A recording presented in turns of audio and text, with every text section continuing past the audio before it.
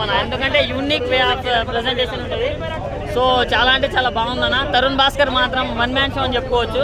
మన బ్రహ్మానందం గారిని తీసుకున్నారు, ఆయనని కొంచెం సేపు ఎమోషనల్గా కొంచెం సేపు ఫన్నీగా చూపించారు. అది కూడా చాలా అంటే చాలా బాగుందన్న. అంటే ఒక హీరోయిన్ లేకుండా వల్గారిటీ లేకుండా కూడా బ్లాక్ బస్టర్ కొట్టవచ్చు అని తరుణ్ భాస్కర్ గారు నిరూపించారన్న. ఒక్కొక్కరి పర్ఫార్మెన్స్ జీవన్ క్యారెక్టర్ ఉంటుంది, గుండు క్యారెక్టర్, అది మాత్రం హిలేరియస్ అని చెప్పుకోవచ్చు. అంటే ఆయన మీద ఉన్న పంచులు కానీ కామెడీ కానీ ఆ టైమింగ్ అసలు నెక్స్ట్ లెవెల్ ఉంటుంది. సో ఇప్పుడు మనం జాతిరత్నాలు అవి ఇవి ఎలా అయితే గుర్తుండిపోతాయో ఇది కూడా one of the biggest block buster లాగా మనకు గుర్తుండిపోతుంది అలాంటి సినిమా.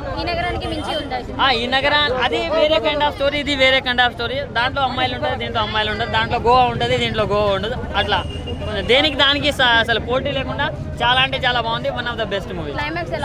క్లైమాక్స్ అసలు ఎక్స్పెక్ట్ చేయరు, ట్విస్ట్లు ఉన్నాయి. తరుణ్ భాస్కర్ గారి గురించి ఒక ట్విస్ట్ ఉంటుంది. సో అది బాగుంది. అండ్ మ్యాడ్ మూవీలో చేశారు ఒక లడ్డు అనే క్యారెక్టర్, ఆ అబ్బాయి కూడా చాలా అంటే చాలా బాగా చేస్తుండు. ఈ మధ్య క్యారెక్టర్స్ బాగా పడుతున్నాయి. సో ఓవరాల్గా మూవీ మాత్రం ఎవరికి వాళ్ళు తీసిపోకుండా నెక్స్ట్ లెవెల్ పర్ఫార్మెన్స్ ఉంది.